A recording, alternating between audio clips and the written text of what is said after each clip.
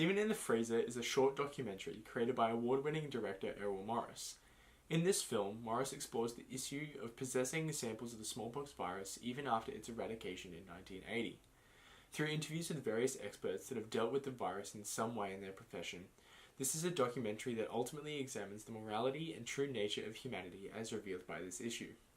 This essay will analyse the film's content, mode, and style, and how these three elements interrelate to create the final documentary form.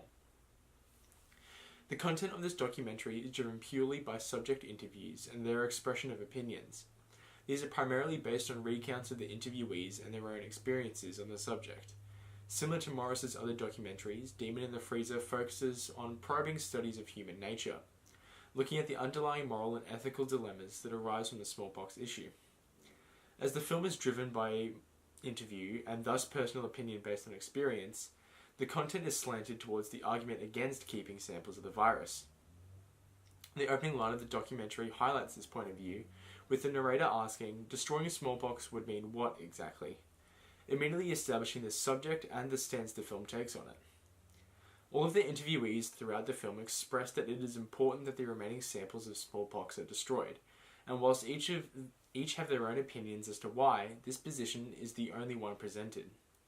Ultimately, however, the underlying ethos of the documentary aims to reveal the flaws of human society, this being key in Morris's films. It can be argued that the primary mode of this documentary is participatory.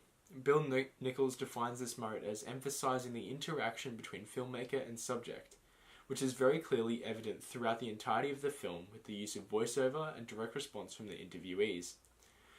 Stella Bruzzi furthermore states that Morris's aim is consistently to marry individual testimony with historical events. By exploring the subject of the documentary through autobiographical experiences, Demon in the Freezer clearly identifies with the participatory mode, with Nichols further stating that autobiographies are among the most popular models for participatory documentary. This film does, however, diverge from the standard participatory mode in some aspects. The established set and formal approach to the interview does contradict the participatory conventions. However, it can be argued that this mode is still the most predominant. This documentary also contains elements of the expository mode, due to its structured and more classical approach to documentary filmmaking. Nichols writes that expository documentary often implements the use of voice of God commentary. The documenter is never seen in Demon in the Freezer, but their voice is heard occasionally asking follow-up questions to the interviewees. Morris has a distinct film noir style in his filmmaking, which stems from his time as a private investigator. Due to his natural investigative nature, his films often look at issues from a different perspective than usual, with films such as The Thin Blue Line, The Fog of War, and Gates of Heaven all presenting a unique perception on their respective subjects.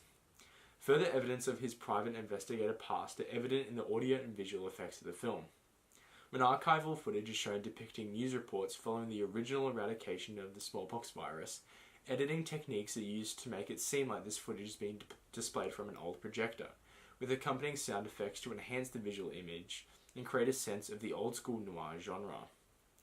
The plain grey backdrop behind the interviewee and simple set arguably add more weight to the words being spoken by the subject. Ron Rosenbaum writes for the Smithsonian Magazine that the truth is framed in every sense of the word, arguing that Morris purposely designs his documentaries to emphasize the truth he is trying to express, however truthful that may actually be. Demon in the Freezer also has an underlying score throughout which brings an eerie suspense to the film. The deceptively light music adds to the mystery of the film, which furthermore reflects Morris's personal style as a previous investigator. The content, mode, and style of this documentary all work together to effectively present the argument against the possession of smallpox samples. Rhonda Jensen writes in her thesis that through the use of commentary and interviews lies the potential for social analysis. Morris executes this theory in this documentary, combining his investigative style and the film's use of interviews and individual accounts to analyse and arguably expose true human nature. The content of the documentary also works cooperatively with the mode, with the participatory elements enabling the audience to delve deeper into the subject being explored. Furthermore, the participatory mode intensifies the suspenseful mystery style created by Morris's auto approach.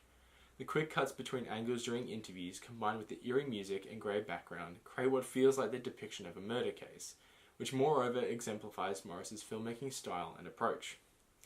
In conclusion, Errol Morris's Demon in the Freezer explores issues around human nature with his combination of content, mode, and style, all coming together to create the final form.